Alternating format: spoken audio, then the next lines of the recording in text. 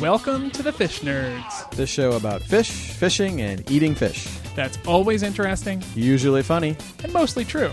I'm Amazing James. And I'm Fish Guy Josh. And we are F&West. West. And now, here are the nerds. I'm Clay. And I'm Fish Guy Josh, one half of F&West, and I drive a frickin' aquarium. Drive a freaking aquarium. Freaking A, man.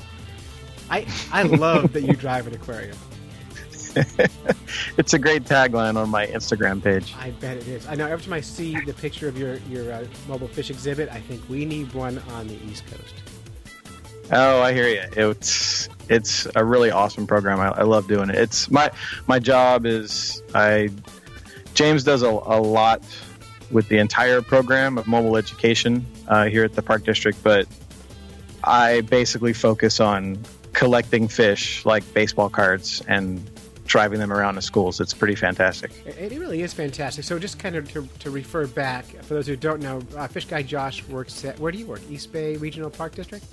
I also work for East Bay Regional Park District, and my supervisor is the Amazing James. The Amazing James, who wants desperately to be called Ranger James, but he will never get it. You don't pick your own names in this business. Exactly. Yeah, so if you ever see him, no matter what, no matter how he's dressed, the Amazing James. And you guys are part of our Fish Nerds team, the F&West. I was doing some math, Josh. We have a team now of 18 people working on the podcast. Wow. Yeah, all part of 18. Part of the secret society of Fish Nerds, which a very elite few people get to be part of. I'm very proud. You should be. You should be.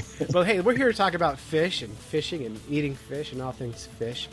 And you've recently had a terrible carp fishing incident. Do you want to share that with us? Oh my gosh. It was I'm dubbing it the best, worst fishing day ever. Carp again. The quick backstory is that earlier this year, I befriended a new fishing buddy, and he happens to be from England. So right. I've really been getting. By the way, I'm going to warn you against making friends from England. If you can avoid it at all costs, that's my recommendation. Yeah, this might be my one and only one. I'll tell you off air sometime about how making friends in England got me in jail once. So that's. I wouldn't be surprised. I watch exactly how much I do with this guy. To be perfectly honest, very careful. well, he had been sort of showing me a lot of the European techniques for carp fishing. I've really been getting into it, and that's sort of been one of my fishing quests this year. European technique is a lot of sleeping, right? I've seen the tents they sell. They just these big giant tents. Oh my gosh, yeah. It's a lot of waiting. It looks like camping. Yeah. But a lot of the anglers, fish nerds will know it's, using hair rigs, bolt rigs, waggle fishing with those weird kind of long floats that they like to use. Yep. It's been a lot of fun. Do you use the method at all? Yeah, I do use a method weight I've been messing around with. All kind of stuff that he's been showing me. It's been really fun to kind of collect some new gear and learn basically like a whole new type of fishing. It's a little boring sometimes because you really have to wait a while for carp, but once it's on and you have the carp on the line, it's great. Carp fishing would be a great thing to do while podcasting. Oh, so while you're waiting to fish, you just fiddle around with technology. Fishing. It's an excellent idea. I think you need to start up a carp fishing podcast. Yeah, I think that would be good. A carp waiting podcast. A carp cast? They call it Waiting for Carp. Yeah. Sometimes it's a long time. Yeah. Well, so I've been kind of getting the carp fishing down at one of my local reservoirs here, and another reservoir is celebrating its 50th anniversary, so they're doing a carp derby to celebrate. There's some really cool prizes, so I thought, all right, I'm going to definitely try my hand at fishing for carp here. And I've struck out a couple times. Now, is this common carp or grass carp or Asian carp? What is it you're fishing for? This is just commons. That's all we really have here. save for like a few mirror carp, which are just commons with a scale mutation. Right, just really cool looking commons. But this lake's loaded with some big ones. And I showed up last night, set my spot up. It was perfect. I got there right around. I was a little late. I wanted to be there a little earlier, but I noticed carp tailing, popping out of the water. I thought, oh, this is perfect. Like, I really think I might land a carp for the Derby here. And I got gear set up. I got my both lines in the water, and just a little while later, boom! One of my lines starts screaming. Grab it, and I can feel right away it's a catfish. Just fishing for carp a lot lately, I really get the feel of the two different fish on the line. So I reel that one in, and as soon as I'm about to take out the hook, I'm fishing 2 rods, so my other rod starts winding too. Oh, I'd be so happy. I would just cry right there. Yeah. I was very excited. So I reel that one in. I have to like throw the other channel cat into the bushes nearby so it doesn't flop back in the water. Right. And reel in the other fish, and I feel that it's another catfish. And so I get him in, unhook both fish, throw them back in the water, set my lines back up again, and this time around, one of the lines starts winding again. I'm like, all right, another fish. I grab it instantly. I can feel the bounce. I just know it's another channel cat. But while I'm about halfway into landing the fish, the other rod goes off.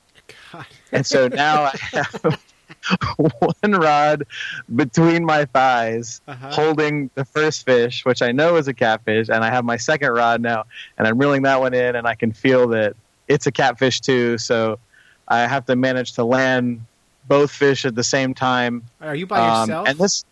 Yeah, I'm totally by myself. I had invited James. I didn't know if he was going to show, and he had called and said he wasn't going to make it. So I'm there like trying to land 2 fish at the same time with 2 rods. It was hilarious, but like you said, I was just having a ball. Oh yeah, it's perfect. And there was one point where right after that, I threw my first line, got my line, because with the hair rigs for the carp and using the baiting needle to put the corn on, it's kind of a hassle, so it takes a little while. Yeah, let me just, for those who don't know what a hair rig is, it's like a number 6 octopus hook with a fishing string coming off it, where you string a couple of kernels of corn above the hook. So the hook doesn't have any bait on it at all, but there's a piece of string dangling off the end of the hook with bait. Is that right? Yeah, the theory is that the carp take in the bait and don't initially sense the hook. Yeah, they say carp are pretty hook shy, right? Yeah, and then the second benefit to the hair rig is that once the carp do feel your weight on the line and make a break for it, having the hook set back behind the bait makes the hooking really easy. So it goes in deep, but right there on the edge of the mouth, so it's removable, and it doesn't harm the fish, because in England they're really all about preserving the carp that they catch, and they don't want to foul hook or anything. Right. Now, have you ever caught a hook using that method? Caught a hook using that method? Caught a carp. I'm drinking whiskey tonight, in case you're curious. I have caught several carp on the hair rigs, and now obviously several channel cats on the hair rigs. And it does exactly what they say it does as far as hooking position. It's amazing. It's just right there on the edge of the lip every single time. I was really kind of doubting how well this would work for me, but it was pretty amazing to see it in action. That's fantastic. So you caught all these big channel cats. Like there was a point where I threw my rod out, and with the bolt rig I was using, you throw the line out, you get tension on it, and then you set your line to free spool so that if a big carp takes it off the rod holder, you don't lose your line.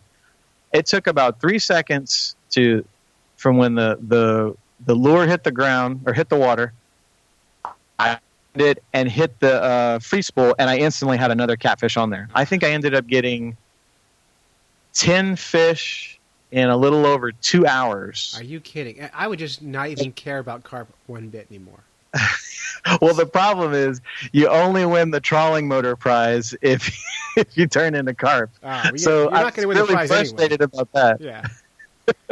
I was frustrated about that, but it was some of the best fishing I've had in a long time. It was amazing, and it was perfect because it really got me geared up because I'm going to go to Lake Cuyamaca in San Diego this weekend. I'm going to take a 4-day weekend, and we're just going fish for big. They have really big brown bullheads there. So it kind of got me warmed up and got my blood flowing. So I'm ready to hit the water this weekend and I guess continue my catfishing. Well, that's fun. Worry about the carp when I get back. That's really cool. Now, I've done all those carp techniques, the method, the hair rigs. No luck whatsoever. None. I went out with carp people who are just expert carp fishermen, and nothing. And we went where carp lived. And we ended up... Go ahead. I went... I initially went carp fishing. I was looking for tench, which I've posted on my Instagram page before, and that's another European fish, kind of carp-like, and... there's a lake near here. It's about an hour's drive that has some in it. And I went by myself, and I caught one after hours of fishing.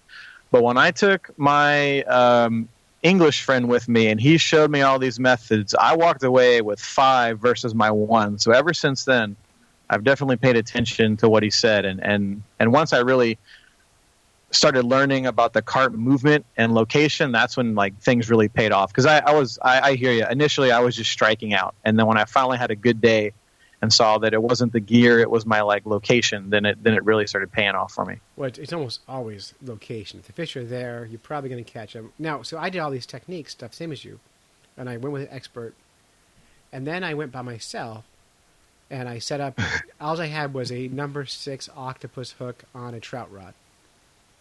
Yeah, that's it, and a ball and 1 slice of Wonder Bread, and I balled it up with some vanilla extract in it and smushed it on a hook, threw it in the water, and then 5 minutes later, I had an 11-pound carp.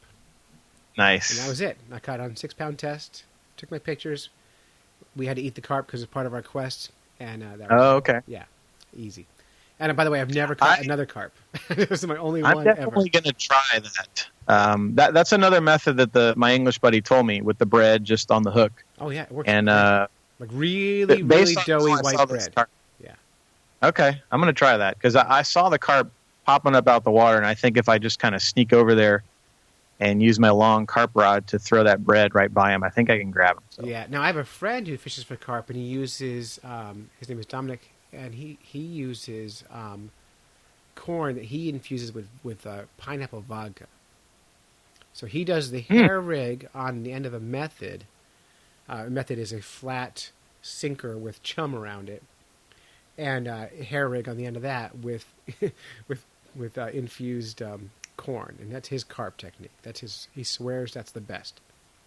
Yeah, my chum lately, you're not supposed to chum in California, so you use a PVA bag or a method, and you have to make sure that the hook is attached to the dough ball, so that you're not technically chumming, you're hooked into the bait.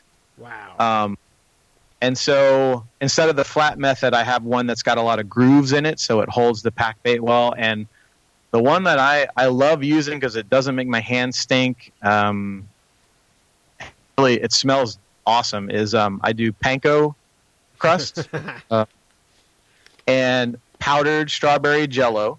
I've heard about that. And then I drain 2 cans of chickpeas or corn or whatever, because if you leave it with the water, it's too wet. But you just pour that in and mix it all together, and it makes this awesome strawberry pack bait that doesn't stain your hands. It crumbles right off. I love using that stuff. Can you send me that recipe? I'll put that up at fishnerds.com with the show notes of this show, and people can go and grab it and make it.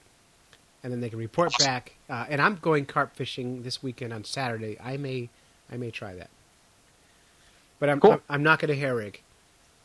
I can't, too much effort. It is. It's a lot of effort. It's a lot of effort. But hey, if it works, it works, and that's what we go for. And I'm glad we had this talk because I got some recent feedback on the podcast that people aren't learning anything from us anymore about how to fish. So there's something you can take with you. So suck on that. There we go. Yeah. Haters. That's really good.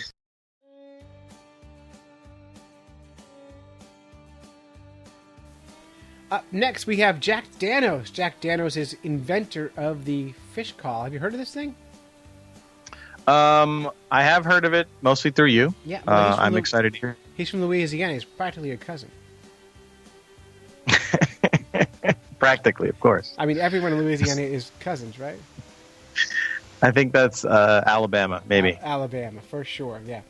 I checked our I checked our downloads and see where people are listening from, and nobody in Alabama listens to our show, so we can make fun of that state at will for now. All right. As soon as they start, we're gonna tone it down a little bit. But anyway, zip it.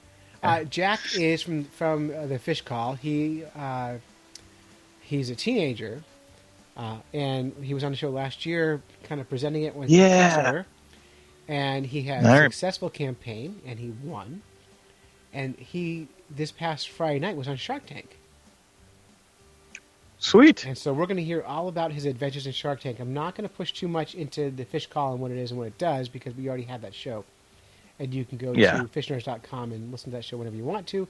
But I really want to hear about his adventures in Shark Tank. How do you get on Shark Tank, and what happened? So, yeah, definitely. We have the product. Let's hear the story. Let's hear the story. And plus, next on Shark Tank should be the Fish Nerds podcast, which they would never invest in, because I've already done it, and it's a loser. So here's Jack Danos.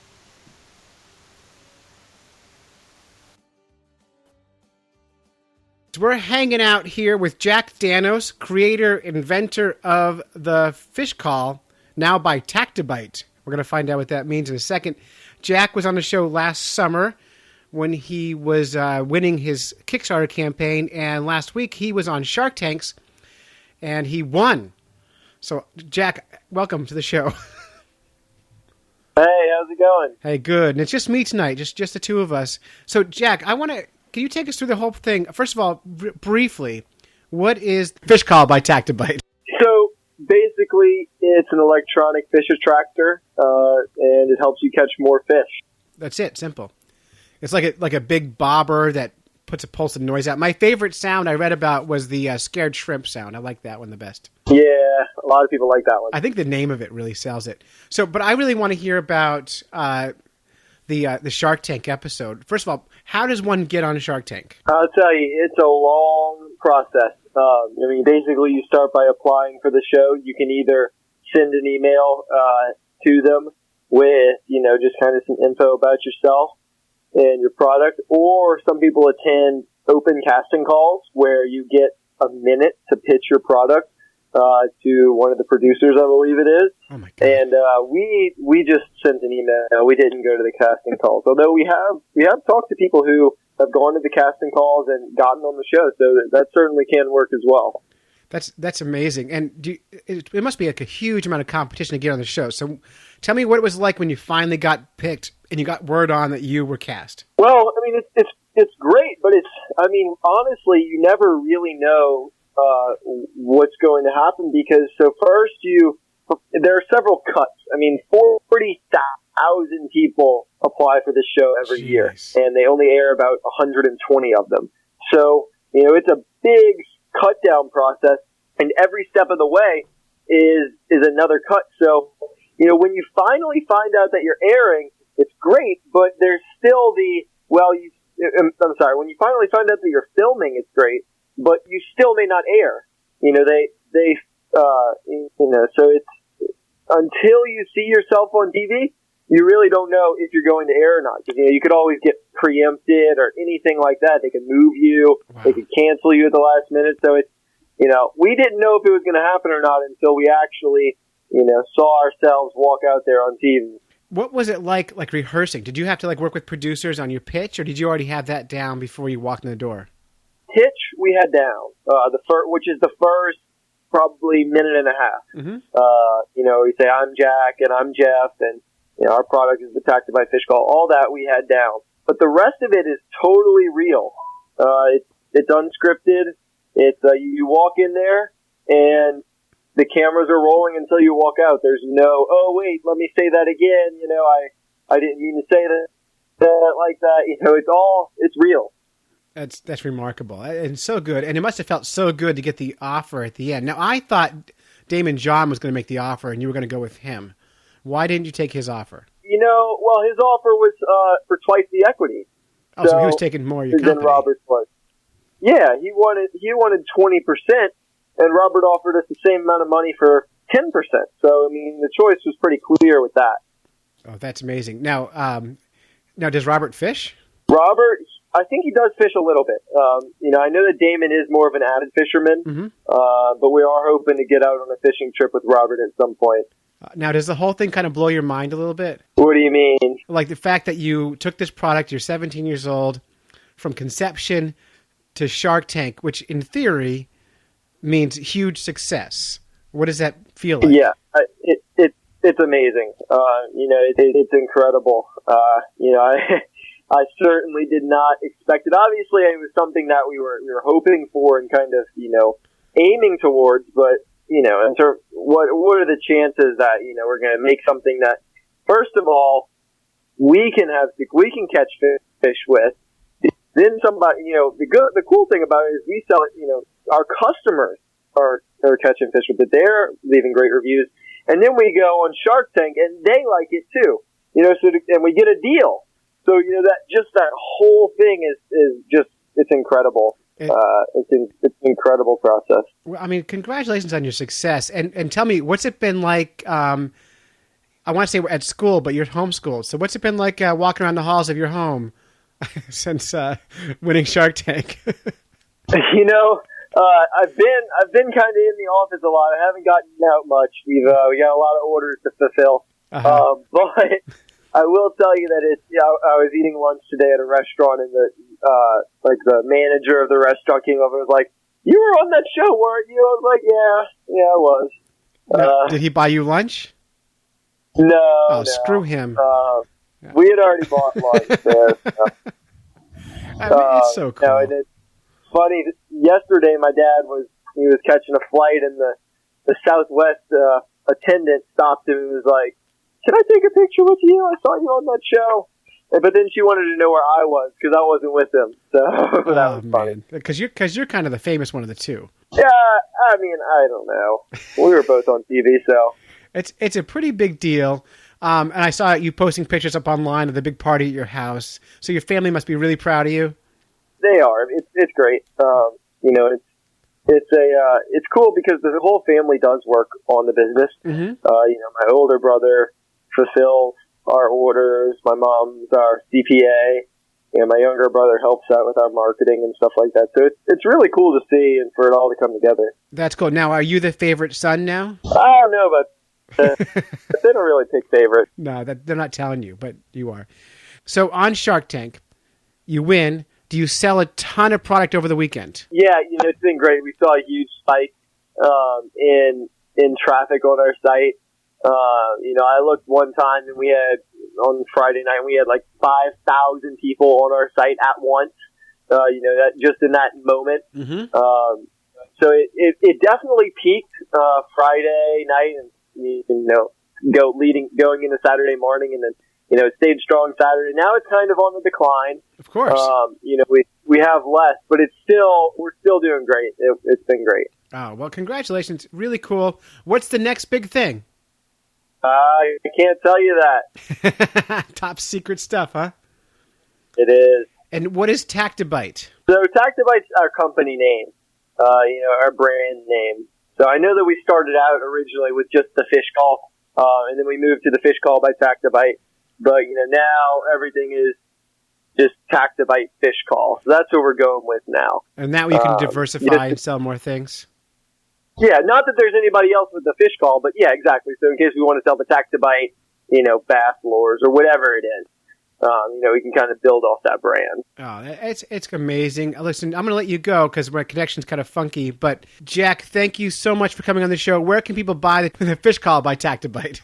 On our website, which is www.thefishcall.com. Just thefishcall.com.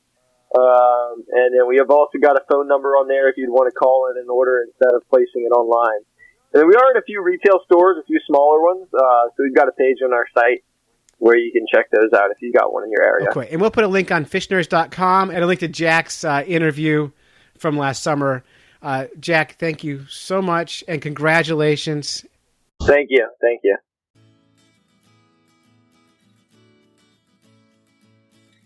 Okay, Fish Guy Josh. This month of October, we are having a special promotion to raise money for the National Breast Cancer Foundation. Have you heard this? Love it. Love it, yeah. So we were trying to think, for years the Fish Nerds do this stuff, and we try to think, what can we do that's bigger than us? And what's bigger than boobs? Nothing, right? So we have a friend named Lindsay, who, if you listen to last week's show, she had breast cancer at 27 years old. And thanks to early detection, she was able to get, pretty much cured, and she's going to have a good long life ahead of her. And so we decided month of October to go pink for breast cancer awareness and do a little fundraising for the National Breast Cancer Foundation. So if you go to our Facebook page and click on the event tab, there is I am here right now. You're there now, and you see a big pink Fish Nerds logo. And there isn't currently, but there will be a link there to the Breast Cancer Foundation website, to a team page. Make a donation there, and you get entered to win fabulous Fish Nerds prizes. We have pink, what kind of prizes are we talking about? Funny you should ask. We have pink Fish Nerds hats. We line cutters rings. Who will be on? Line cutters are these rings you wear that cut your fishing line. In fact, they're going to be on next week's show. Like a ring, like a ring you wear on your finger? Yeah, you take your wedding ring off, put your fishing ring on, and you go fishing. Nice. Yeah, there's crazy cool ring. So we'll give some of those away. That'll be pink also, because pink's the theme. MaineTunaFishing.com, a shark and tuna fishing friends of ours out of Maine. Some hoodies will be given away. And the grand prize, Sweet. will be a guided ice fishing trip with licensed fishing guide and chief executive fish nerd Clay Groves. That's me. I know. Can you imagine? It's a value of $300. Fantastic. Or if you're fishing with me, if you know me, it's a value of $12. It does not include lodging or airfare. Oh, come now. Yeah. You have to get yourself to New Hampshire, though. I can't help you with those things. Unless anyone wants to donate those prizes, we'll take them. Yeah, if I win, I might have to donate. Yeah, and I've decided to do two more things. If you share a picture of you catching a fish with something pink, either a fish pink bait or you're wearing pink clothing, I will, and you make a donation, I will double your name. So I'll put your name in the hat twice. Nice. And well, I might have to make sure I have something pink this weekend. Well, it gets even better than that, because if you are a Patreon supporter, which I know you are, Josh, you are already entered into this drawing, because I am going to give 50% of our Patreon funds for the month of October to the National Breast Cancer Foundation. And any new donors, I'm giving 100% of their first donation to the foundation. So we are giving away our only income stream for 1 month to this, and you also get to still be entered to the contest. You can either donate directly to the foundation, or you can donate through the Fish Nerds on Patreon and get in. I know it's a cheap ploy to get more support, but we really need the support. So that's what it is. Awesome. That's very, very noble of you. My grandmother was affected by breast cancer, so I love the whole idea. I love it. Yeah, it's fantastic. And, it's a funny cancer to be choosing, because there's so many other cancers that we could be doing. And we may, if you have a cause and you want us to help you with it, please let us know. We'll be happy to talk about it or support you. But the timing was right for us, and we like pink, so here we are. And I know I have friends who have suffered from this and other cancers that are curable if you just detect them early. So the idea here is get detection early, and then move on. So there we are. This just in. We got a phone call from Maine. Our friend Richard called us, and he offered to throw a little bit more prize in the pile. So make a donation. Go to fishnerds.com, click on the donation button. It'll bring you over to the National Breast Cancer Foundation's website. Click right through there, make a donation. You're entered to win, and Richard has donated a fishing trip, a guided trip in the Penobscot River in Maine. So this is awesome. Hi, everyone. My name is Rich Yvonne of Twin Maple Outdoors here in north central Maine. Just like many of you, cancer has had a negative impact on our lives. Today, I'm sitting here grateful for the wonderful work that the National Breast Cancer Foundation has been doing. I'm honored to donate a smallmouth bass trip on the Penobscot River. If you win, it will be my pleasure to show you a great time fishing. Thanks to Clay and MaineTunaFishing.com for the opportunity to help with this awesome fundraiser. Hope to see you guys here donating and winning a trip with me, and I'd love to take you out. Thank you.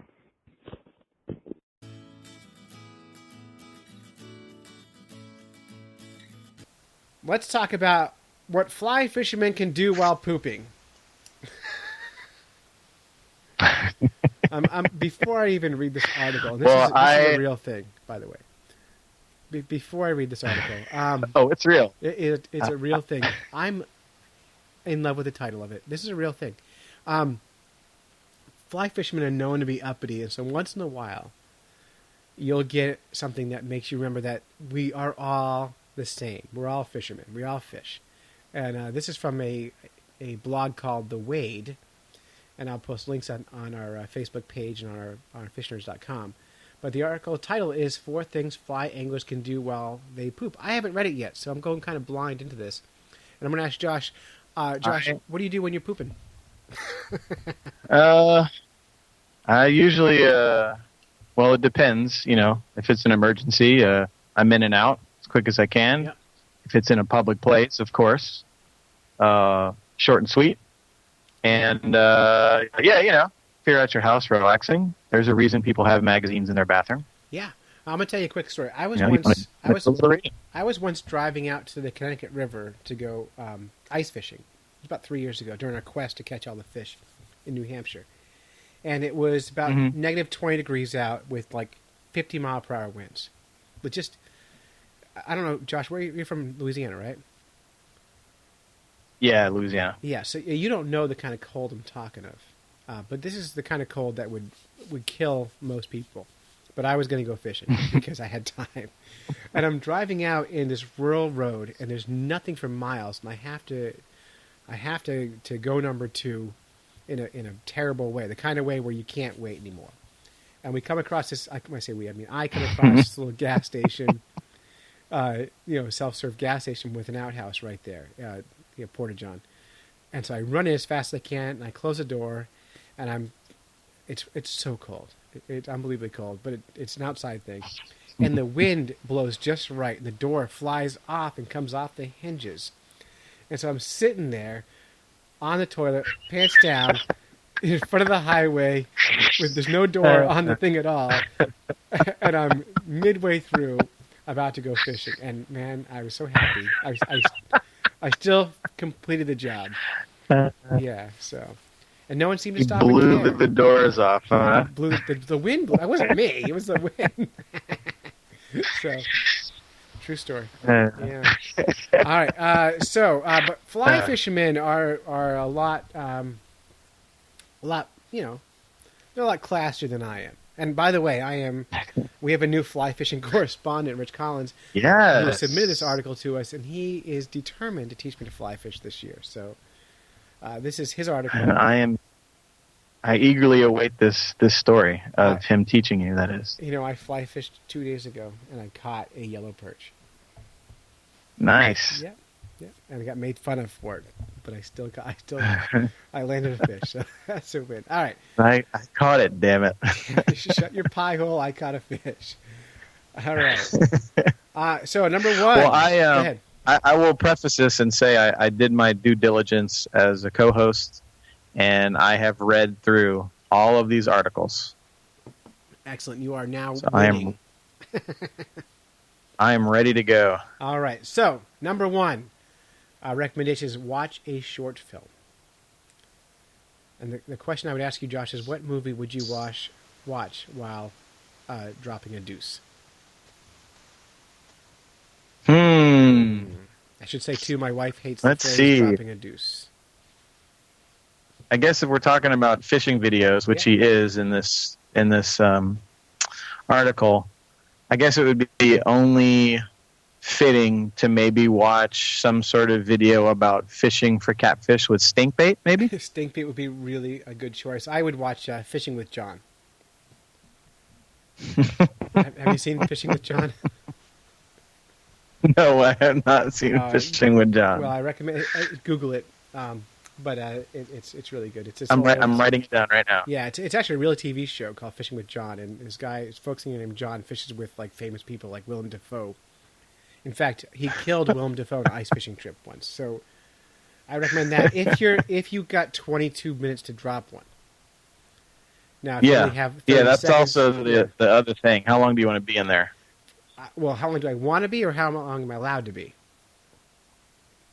So probably a little bit of both. If you're at work, you probably got 45 minutes to an hour. If you're at home and you have kids, you got 8 seconds.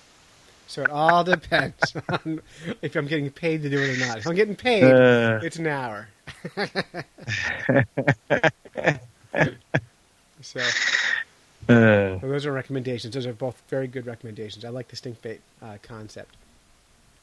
Thing number 2, you can tie flies. Do you tie flies? I do not tie flies. I would like to tie. The most interesting part of fly fishing to me actually is tying the flies. Me too. And it's one of those things that I just haven't got around to trying yet, but I do. It's sort of on the short list of hobbies I'd like to give a try to. I don't know about tying them in the bathroom. Well, there's so much can we'll go see. wrong. So much can go wrong. But if you need hackle, you're there. That was just disgusting. I'm going to move past this.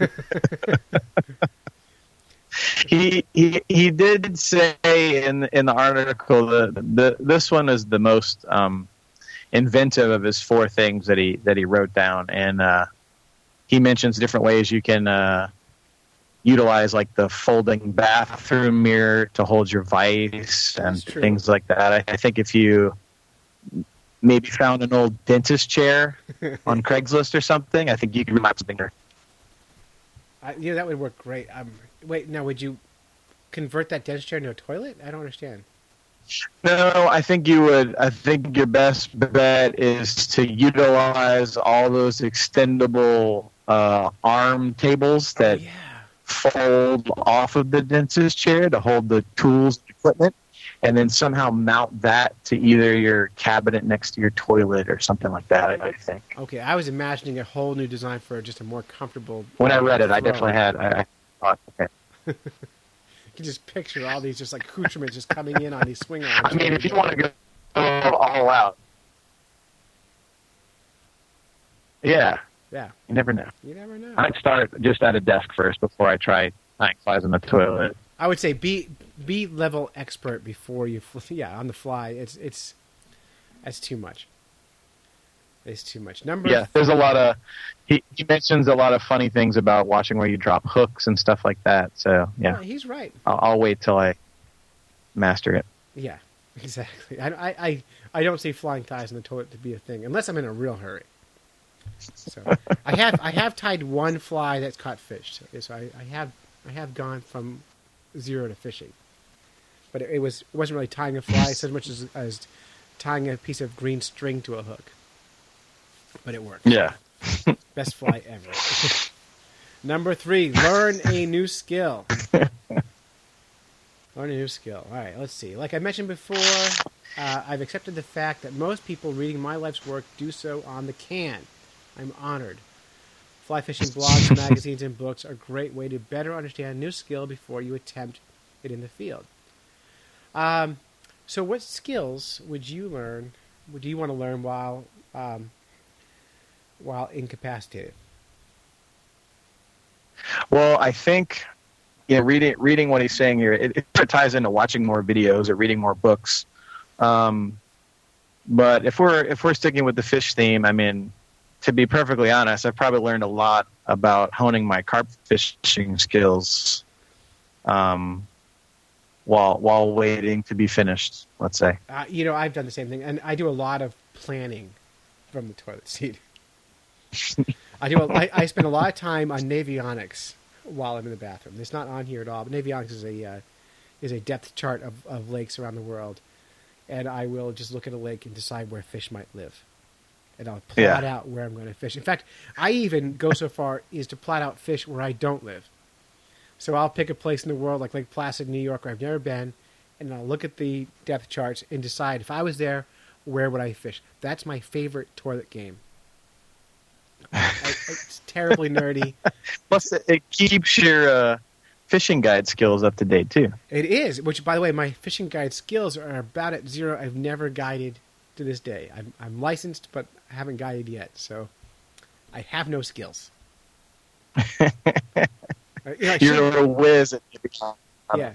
You know what I should do is I should next time I'm on the can, I'm going to podcast live with Luke in Australia while he's on the can, and then we'll have toilet races and we'll see who flushes faster and it does clockwise or counterclockwise go down. Yeah, faster. There we go. Yeah, so that's what we'll do next time. Oh, hey, which brings us right into the fourth thing. I guess there's only 4 things you can do while pooping. You can plan your next fishing trip, which I guess is what I've been talking about doing on Avionics. Well, yeah. You are essentially doing number 3 and while doing number 2. I was doing number 4 while doing number 2. So, what? So you were talking about carp fishing while you're on the John. What other? I mean, I'm trying to think. When you're planning a fishing trip, how much planning do you do versus how much just daydreaming about it do you do? Is there a difference? I think it's more daydreaming than actually planning. I'm sort of a last minute planning guy when I just envision the trip for a while, and then day or two before, then I'm really just focusing on packing gear. But a lot of that's like camping and stuff like that too, more than what I'm doing. So you think about packing while you're unpacking. Exactly. I win. I'm packing while unpacking, and you're 3 and 4ing while you're number 2ing. Perfect. That's it. What else can you say about that? I'm telling you, the genius thing about this article is nothing in the article at all. The genius of this article is the title and the shareability of it. I think we at the Fish Nerds need to start writing articles like that. I mean, essentially, number 1, number 3, and number 4 all involve reading or video. Yeah. The only thing that's number 2 is essentially the comedic lines of, don't drop the hooks while tying flies on the toilet. Right. The only action item there, the only physical thing you do is tying flies. Now, I'd be way more impressed if they were all 4 physical things you can do, So let's kind of rephrase this. Let's think about 3 other things you can physically do that aren't watching TV and reading, because we all do that while in the toilet. What are things you can actually do for fishing? I don't care if it's fly fishing or not, while you're on the potty. Any ideas? For fishing, huh? I guess you could, if your bathroom's big enough, spool a reel. You can practice your cast. Maybe. So I like your spool a reel. I would practice casting. I would, you know how some people golf on the potty. You could put like a trash can across the room. You could organize your tackle box. I've done that. Organize your tackle box. Love that. So there are 3 real things you can do. All right, so we're going to write the same article and steal the title, and then, of course, we'll cite them. Unlike Snopes, we will give them credit for the title. Bastards. So we're spending the next few months, every show, we're going to have a Patreon supporter on the show to talk about why they support the Fish Nerds and why it's important to pay for your entertainment. So, hey, Fish Guy Josh, you're a Patreon. You're a Patreon supporter. Why do you give us your $1? Because I am a fish nerd, and I want to hear other fish nerds talking about fish nerdy stuff. So long before I was a correspondent, I was definitely more than willing to pay $1 an episode to hear some entertaining guys talk about fishy stuff. So, I mean, really, in the grand scheme of things, we're talking, what, $4 a month? $4 to help keep a show that you love going. Exactly. I and wasted make it even $4 better. today on a coffee and a cookie. You know, I hear you. it's not a big deal, but to us, it's a huge deal. If everyone who listened to this show gave us $4 a month, we would never need to have advertisers. In fact, I would prefer not to have advertisers. I don't even know how to deal with it. Don't want to be dead to anyone, right? Well, you know what I want to do? I want to be able to make fun of everybody. And in the Fish Nerds, everything is fair game. And if people are paying us to support their product, we can't make fun of their product. So I'd much rather just be paid by our listeners. Fair game. Yeah. Open parentheses, except our sponsors. Yeah. Oh, that actually, to be honest though, we are starting to pitch sponsors. When I say we, I mean I am starting to pitch sponsors, and my deal with them is going to be you have to accept us how we are. Like I will not edit myself Definitely. for a sponsor because we have to stay true to what we do. And I am a terrible actor, so I need to make sure that we're being honest. All right, moving on. So anyway, if you want to support Patreon, yeah, love it, do it. We love it. And if you want to support the Fish Nerds, go to patreon.com/Fish Nerds and give us a freaking $1. A dollar. That's all we're talking about. So do it. Do it. All right.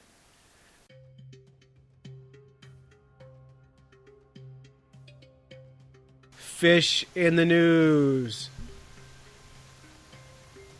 Clay loves fish in the news. I do love fish in the news. No, I love it less now. I love it a lot less now. All right.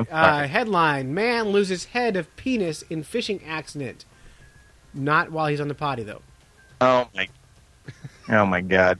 I said, I read all of these articles, and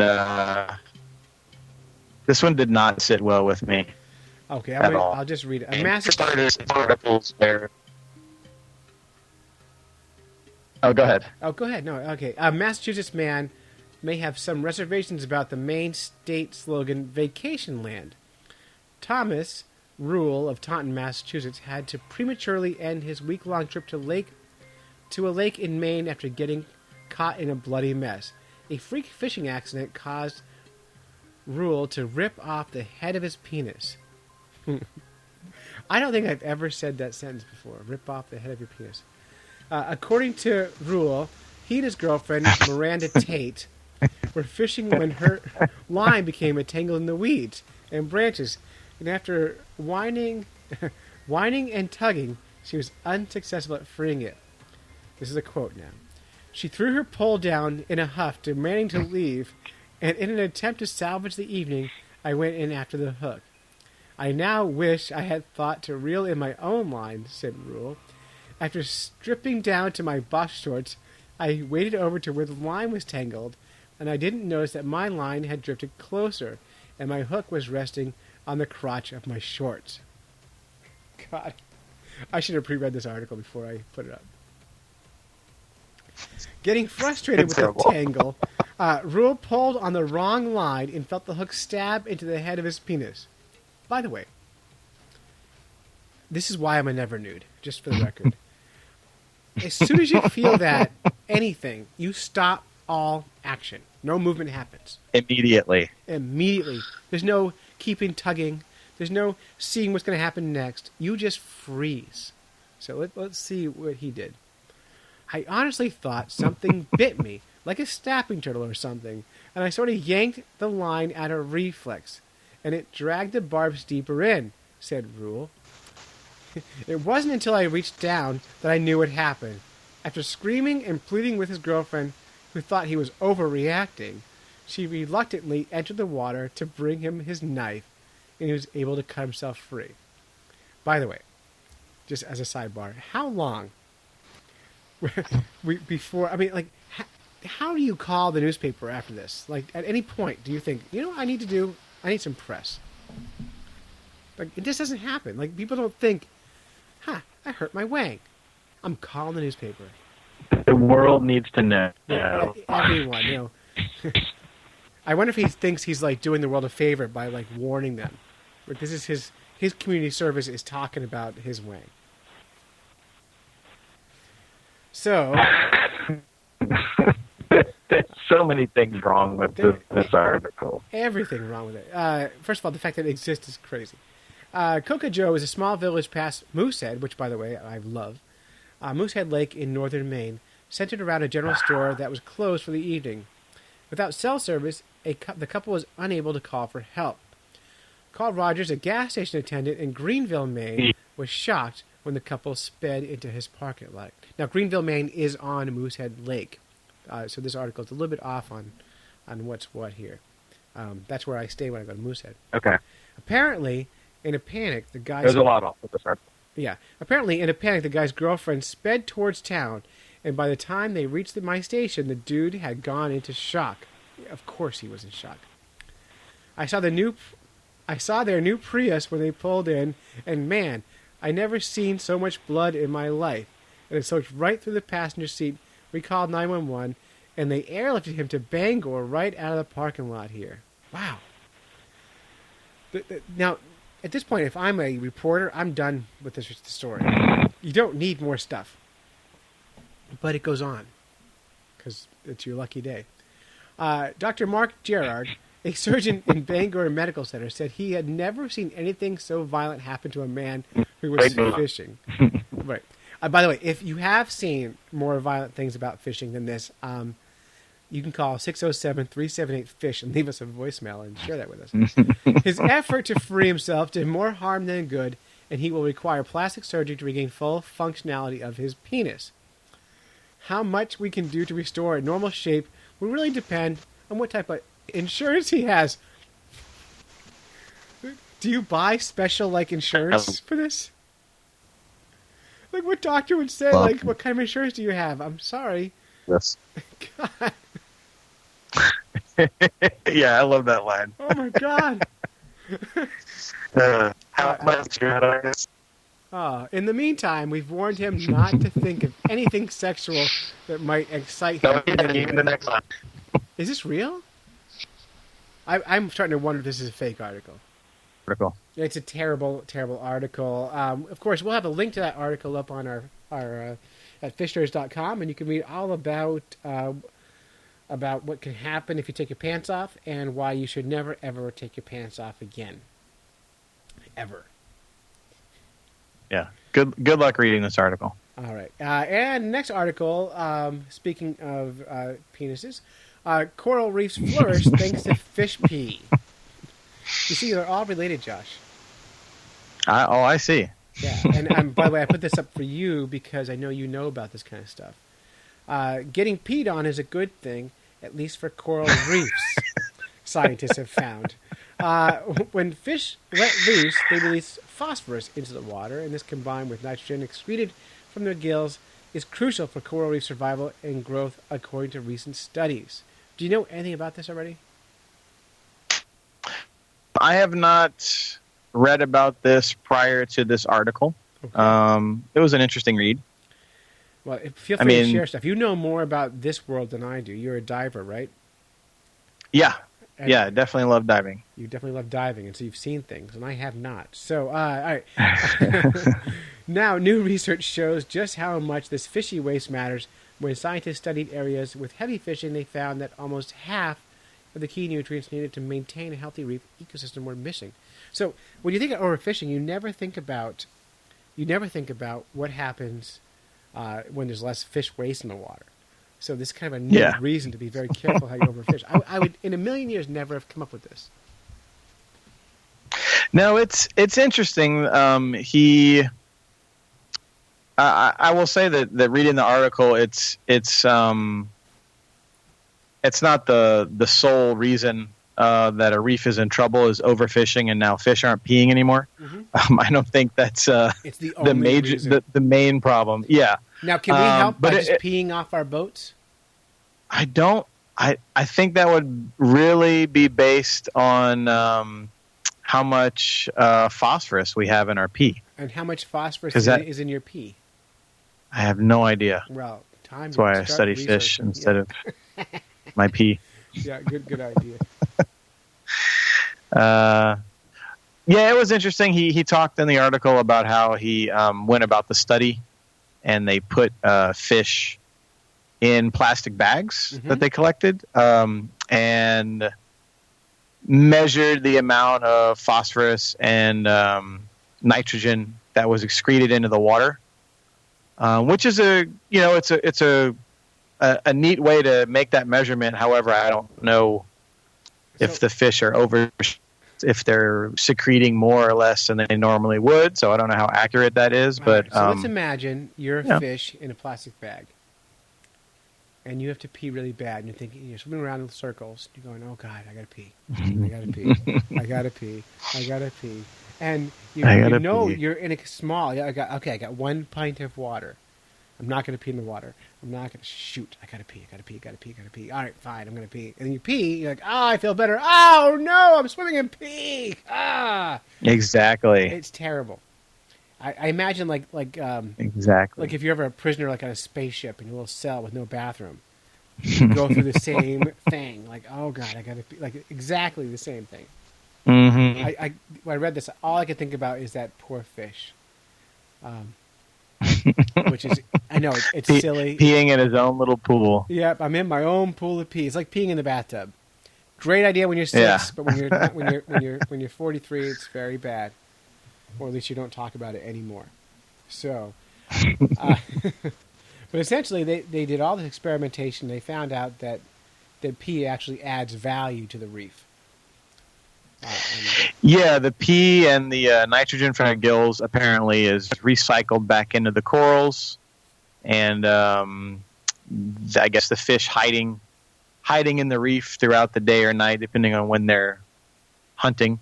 It essentially says they sit there on the reef hiding and pee, and the pee goes back into the reef. Do you think there's someone around going, "Oh, warm spot"? That's it. I'm out of here. Move along. Moving along now. All right, not as much fun as the other story, but there it is. So that's fish in the news. So that's it. You've listened to a couple of fish nerds when you could have been fishing. We'd like to thank our families for supporting us while we podcast, go on fishing quests, and do all sorts of silly things that fish guys do. If you'd like to support Fish Nerds, you can go to patreon.com and search for Fish Nerds and help us crowdfund this podcast. Special thanks to Jack Danos from the Fish Call, and of course, Fish Guy Josh. You can find him everywhere at Fish Guy Josh, especially YouTube. Don't miss out on that YouTube channel. Hang on, Josh. Until next time, follow the code of the Fish Nerds. Spawn early and often. Avoid free lunches with strings attached. And swim against the current every chance you get. Perfect. That's all we need.